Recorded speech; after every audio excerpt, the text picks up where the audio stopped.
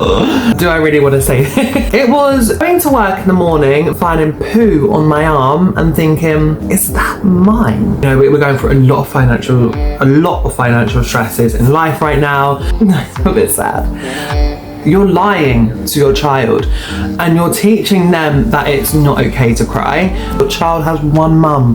Look after her.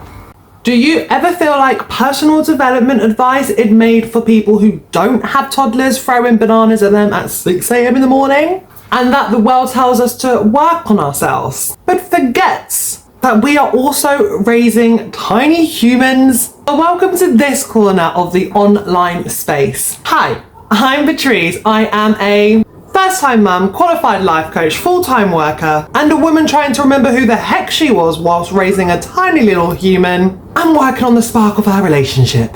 This is a space for my weekly diary where you will be getting the raw, the honest, the highs, the lows, the how personal development can coexist whilst you're raising a toddler. And naturally, you will be consuming free life coaching advice because I'm a qualified life coach. I am generally so glad that you are here. Make sure that you drop your name, your parent age, and the best thing about you, and no, I do not want to hear your kids, I want to meet you.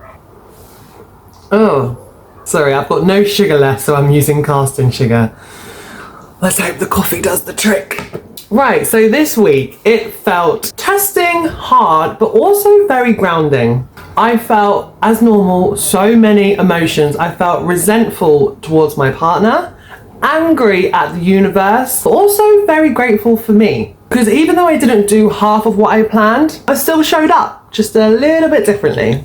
And that was because I listened, I really listened intentionally to my body. I didn't make it to the gym like I said I was. And don't worry, gals, this is a very new thing for me. 2 years into motherhood, and yes, I've only just started consistently going to the gym. But this week, even though I had it planned, I'm on 1 or 2 sessions a week at the moment. My body just whispered, please don't go. So I actually listened. And I didn't feel bad about it. I felt like me not going was me doing a service to myself rather than a disservice to myself. And I also know the importance of not listening to your body. When you don't listen to those tiny little whispers, they become screams. And those screams can translate into illness, burnout, and yes, I know we're feeling them all the time as mums, but a way to lessen the burden of overwhelm, tiredness, all the emotions, is to just listen and, like I say, intentionally listen to what your body is telling you. So I'm giving you a permission slip here. Resting is not laziness. Now let's talk about my week and a few little mum moments that really mattered. I really felt like a present mum this week. We can get so lost in the whirlwind of life, the demands, the external, the internal ones, the things that we have to do simultaneously really fast and get it done correctly. It's hard sometimes to be present and come down and come back to what actually matters. So usually after work and nursery, when we're going home, it's about an hour's drive. So yes, it's a very long drive, especially whilst we're potty training at the moment. We've had to clean the car chair about 1,000 times. But anyway, that's not what I'm discussing. Usually on the way home, I listen to music and we just a little sing along. But Renee is really chatty at the moment and it's not easy to sit there and want to do conversations with your toddler after you've been speaking all day to shitty people at work. But this time I was like, nope. Let's turn that music off. She keeps asking questions. So let's engage. Let's have a conversation, darling. And she asked me, Mummy, how was your weekend? I was just like, when did you get so grown? And obviously it was funny because she didn't actually mean how my weekend was. Number one, it was Thursday. Number two, well, darling, I was with you all weekend. But it's funny because she really does pick up on that general chit chat that we have as adults, how was your weekend? So that was really cute. And another present moment that I chose was usually Saturday morning. So today I usually do the whole house. I do the hoovering, the bathrooms, the washing, all of the us jobs. And I've always had a massive battle with this because one part of me, of course, she's just had a week at nursery and she wants to just chill with her mummy. You know, she wants to, you know, have a little movie morning, and of course I do too. But equally, the house is a mess, okay? So I like to like spend the first part of the morning doing all the cleaning and her having like a little movie morning to herself. She's been at nursery, she's been surrounded by lots of other kids, so it's like her little time for her. And that's what I say to myself to take the guilt away. And then in the afternoon is when we can have like our little fun, go and see friends, family, soft play, go for a walk, whatever. But this morning I was just like, F the tidying up. Like, we sat down, we watched a movie. She's in her Toy Story bag at the moment, so I am all for that. And it was nice because those small moments for us are like the biggest moments for them. To them, a week is like the longest time. So for the longest time, she hasn't sat down with me and just cuddled. It's a bit sad. Just cuddled and just had like mummy and nay time. Whereas to us, as we know, we blink our eyes and it's Saturday again. So yeah, I felt like I was really present this week. Personal development, let's dive into this. What was my personal development win this week? Taking breaks. Because boy oh boy are we constantly as parents asking for a break, and then we get the break and we either sit there and scroll through social media, photos of our darling one that we wanted the break from, or we sit there and clean the house, or God forbid that we sit there and we don't actually take the break. And that is usually the case for me at work. I work in a commission job, it's highly stressful, so a break is kind of saying, no, I choose not to make money at this time. And when was money more important than self? But I've decided enough is enough. I am going to stop doing myself an injustice and saying no to breaks. So this week, I made a conscious effort. I made sure all the breaks that I'm entitled to at work, I took. And I didn't just take them on a whim. I didn't do my life admin. For each break, I asked myself, in that moment, what do I want to do with this break? Do I want to go for a walk? Do I want to read my book? Do I want to scroll? Have a little scroll? Do I want to listen to a podcast? I love a good book. I love my books. It's something I really missed when I became a mum, was reading. And I remember when I thought, oh, maybe I could like read my books to Renee and that could be our book time. Yeah. Silly me. Back to a 4-word page. So anyway, I done a lot of my reading and I finished a book, and it's always so sad when you finish a book. And I also went on a few little walks because it's summer, the sun's out, it's lovely weather, so why not enjoy the vitamin D and the fresh air and the silence.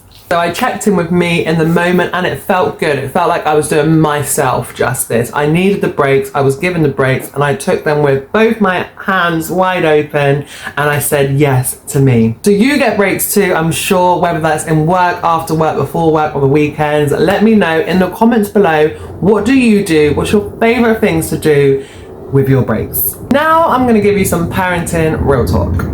Because real talk as parents is hard, we often feel ashamed and guilty about it. But this week I realised the horror of the thin line between being your daughter's, your son's best friend and their parent. Of course they get to an age where they're just so, you're just so like obsessed with them, that you're so in love with them. You're learning about their personality, they're saying all these cool, wonderful, weird things to you, and you're just like, I didn't realise I could love you more, but I love you so much more than I thought. And like, you just get this different kind of close bond to them. Like, you generally look forward, not saying you didn't beforehand, but like, you can't wait to hear about their day. So anyway, I'm realising that yes, there is a line and you can't just be their 24/7 best friend. You have to be a parent as well.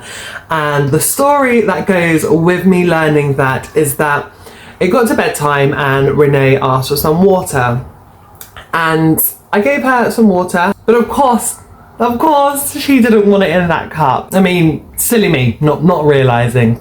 So I switched cups. Maybe that was even more silly of me, but it gets worse. I then gave her the different cup, the cup she said she wanted, and she said, no mummy, I want fresh water. So I went to go and get her the fresh water, and my partner stopped me and said, are you serious right now? Stop what you are doing. And he said, well, what are you actually going to do right now? Are you going to pour the fresh water out to get some more fresh water, or are you going to pretend? And I said, babe, of course I'm going to get her some more fresh water. And then he gave me the real talk. He said, babe, she's learning that to get what she wants, all she has to do is be in that mood. She's learning how to push your buttons. If you want less of these moods and these sassy moments, then you need to stop giving in to her, because you are allowing her to control the situation. And I just thought, but I want her to be so happy, because I know if I sit there and say, darling, that is fresh water, or darling, no, I'm not going to switch the cups, that's going to cause her to be distressed before going to bed. I don't believe in going to bed angry and distressed. So I will try and diffuse any situation to stop that from happening. But sometimes as toddlers, you know, you've got to go through the hard part before it gets to the part you want. That, my darling, is called boundaries, as my loving partner so kindly reminded me. Next, we have what's flopping. Meditation. I can't do it in the mornings because I'm too tired, and if I close my eyes I will just fall asleep, and I can't do it just before bed because the same thing will happen. I'm still so tired. I'm never not tired. But yet I know the importance of meditation. As a qualified life coach, I know how important, how beneficial it is to stop and listen to what is going on in your mind, the thing that controls our reality. I know it's important to listen to that. So why am I resisting it? Why am I finding it so challenging to be consistent with it? How can I sit there and say no to finding 2 to 5, 10 minutes out of my 15-hour day to be silent? The one thing that I crave so much is silence, and I'm saying no to it. Mind baffling. So although it's not working straight in the morning and it's not working straight at night, I know a time when it will work, and that is probably in between the coming home, bathing, bed, showering myself, having dinner. I know when all of that stops, so like putting the toddler down to bed, or in my new case, going to the gym and going to sleep. There is that like small space before I sit on the sofa and watch Netflix where I can spend, and I'm on about even just 2 minutes here. Start small, okay? Where I could just sit there and spend 2 minutes doing some meditation. So then the question still gets to me, why am I not doing that? You know I can't do it in the mornings right now. I know I can't do it in the evenings, but there is a time in my day where I can do, and I still haven't, in these 2.5 years of becoming a parent, even tried to do it at that moment. And it's a question I really thought on hard last night. Why am I resisting this so much? And then I realised, because it's another pre-mum pattern that worked so well for me, but no longer does.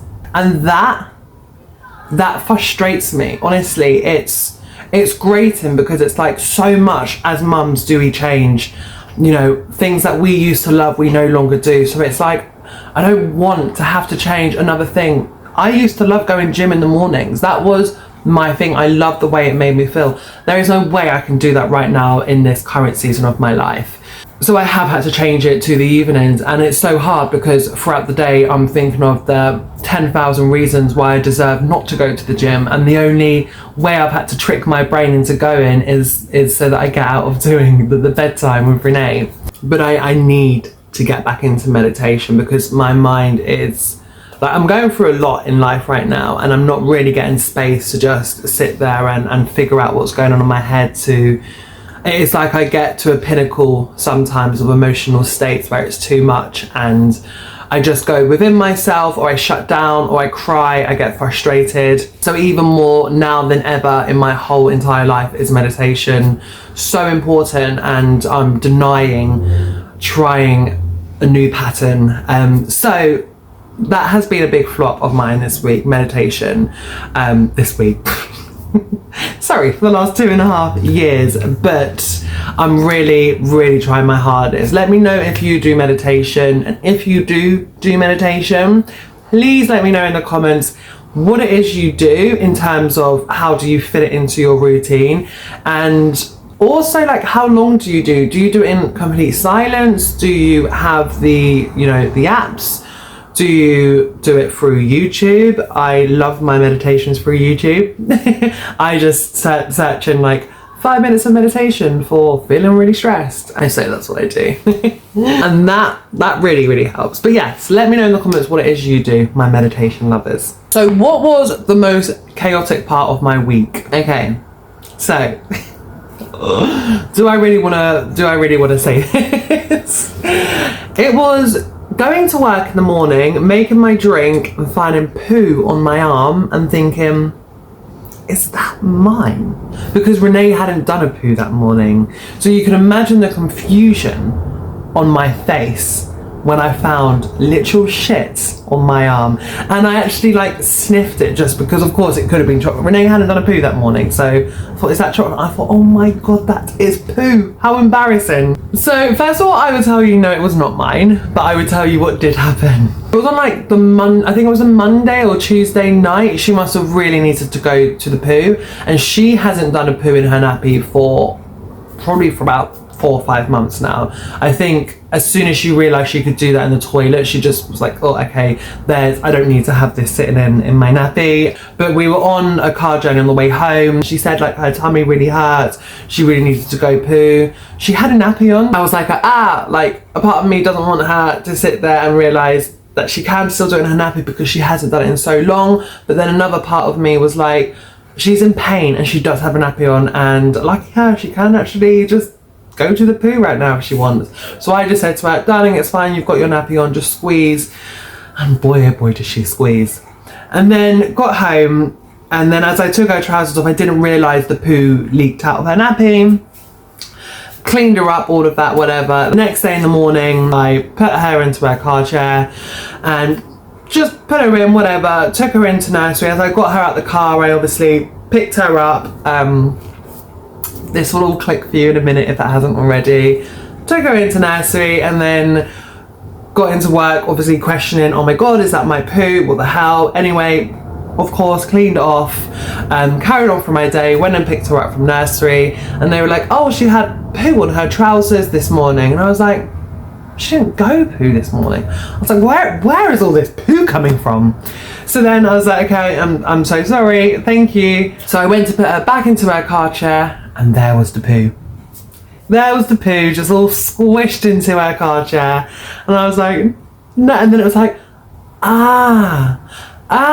okay. She leaked through in the car on the poo. I just had not clocked. I picked her up in the morning, got the poo on my arm. She's obviously got the poo all on her trousers. How I didn't recognise any of this, I was about to say I don't know, but I do know. It's mornings are stressful, you're rushing here, there and everywhere, so how I didn't smell it, again, I don't know. You smell a lot of weird smells as a parent, and you kind of just get used to it. And yeah, that was like a new motherhood. That was like a new level of motherhood unlocked for me. So yeah, I would love to know if you have any funny, disgusting, weird, relatable toddler stories. You can share with me down below so I do not feel like the only awful used to poo smelling parent. And even though we had a very chaotic morning, there was also a very tearful morning for me. Like I said, you know, through not meditating, you go through so many emotions, so many highs and lows, so many overwhelming thoughts as a mum. Sometimes it does get too much, and I was having one of those mornings where I was just embodied by overwhelm. Like, life was getting tough, and all it took was for me to have one emotional song that came on the radio, Half a Man by Dean Lewis. How am I supposed to love you? And boy oh boy did those lyrics hit. And I cried, okay, a tear came down my cheek, and she said, uh-oh, mummy got a tear, mummy's sad. I done the classic, no darling, mummy's fine. And then she said, I love you so much, mummy. Oh, God.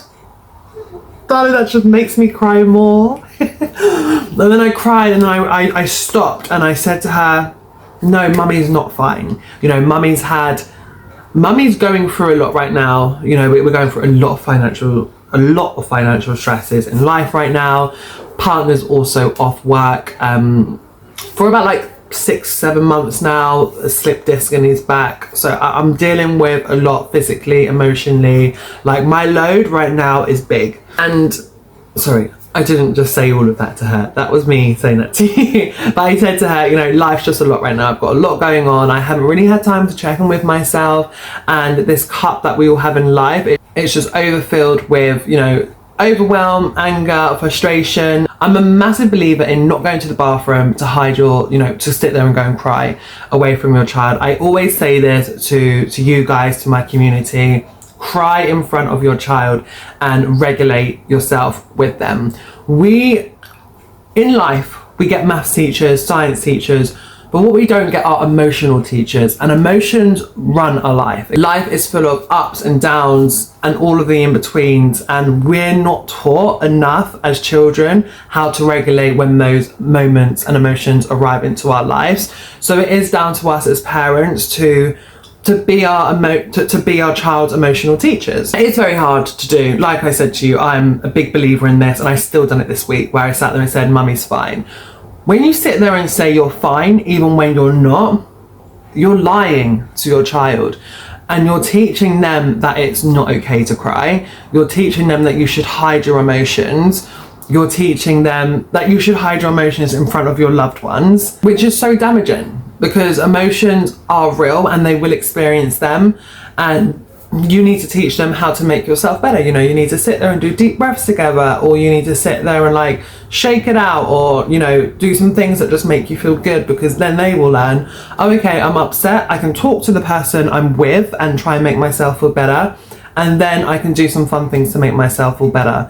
But we're missing out that teaching if we just start off with the "Mummy's fine." Especially when you go to the bathroom to hide your tears and you come back and you think that your tears are the only sign of sadness. No, my dear. Tears are just like a tiny percent. I think it's like 7% of your communication is vocal. The rest is body language and energy. Yeah, body language and energy. So your child, number one, feels your energy. If you're like sad and frustrated, no matter what you say, they feel that. Feelings don't lie. And your body language, like, you know, your slumped shoulders, you know, you're not sitting up straight, you're closing yourself off. Of course, the tears as well, the visual tears. There's so many signs to tell somebody that you're not okay. So when it's so clear that you're not okay and your child asks you, "Are you okay?" and you lie and say yes, it's a world of confusion in a world that's already so confusing to them. So yes, I had a tearful moment. My daughter noticed. I lied to her, and then I quickly changed it up, and I told her, not in detail what was going on, but I told her, "Mummy is feeling sad, but it's okay. Let's do some lovely singing together." And she, you know, she probably felt good, because then she probably felt like she had a big part to play in me feeling better again, which she did. So, little top tip for you lovely mothers out there. Now, I love to share with you guys phrases that I come across. Of course, where I'm a life coach, I do a ton of research into motherhood, personal development, and I consume a lot of like research and cool phrases that I love to share through you guys in content, especially on my Instagram account as well as my YouTube account. So I will always share with you the phrase that kind of stuck with me and etched a little place of my heart. And this is one of my new favorite quotes, and it will hit home a little bit for you. So I'm going to say it, and then I want you to just close your eyes and like really feel this phrase. Your child only has one mum. Look after her. So powerful and so true. Your child has one mum. Look after her. Any like cool phrases that you guys have come across this week, or one of your favorite quotes about motherhood or personal development, drop them in the comments, people. We love to share in this community, because there's no one else that understands what you're going through apart from another mum. So one advice I'm sharing with you mums who felt or went through a little bit of what I went through this week, some advice I'm giving to you as well as myself, is listen to the whispers of your body before they become screams. And I mean like consciously listen and consciously ask your body throughout the day, what are you feeling right now? What do you need from me right now? So when you stop and you ask the question and you listen, you realize what you need to do before it becomes a scream that can take out so much more of already our precious limited time. What am I going to be carrying into my next week? Discipline. I did have a week off, the week just gone. My body was telling me no, but I know that I rested, I feel good as can be. So next week I am gonna get back into the gym, or even if it's not getting back into the gym, I'm gonna do some yoga, I'm gonna just do some more walking, I'm gonna do something to move my body, because I'm only like 2 months in, but I'm seeing results. Well, I'm feeling results, I'm feeling better, and I wanna start feeling that better again. I'm also going to try that meditation after work, and next week I will let you know how that went, how I felt, and I'm going to be looking at the comments for your guys' advice, so please make sure you put your advice down into there. I have just finished my new guide, which is called The Me That Mums To, where it's merging and coexisting personal development and toddlerhood all into one perfectly packaged guide. I will be linking that down below, so make sure you pick yourself up a copy. It's got 22 life coaching tools in there, 44 pages, 5 chapters, just so much good stuff. I've had so many good raving reviews from it.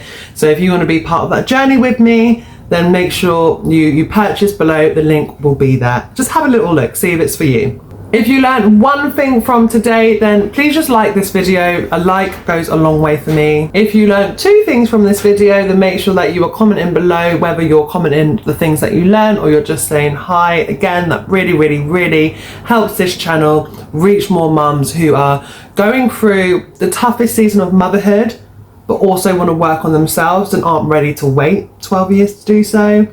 This is the corner. Let this corner become more of a room and reach more mums like us. And if you learn 3 things from this video, then it will be a total injustice to yourself to not subscribe, okay? So like, comment, subscribe. This journey is ours.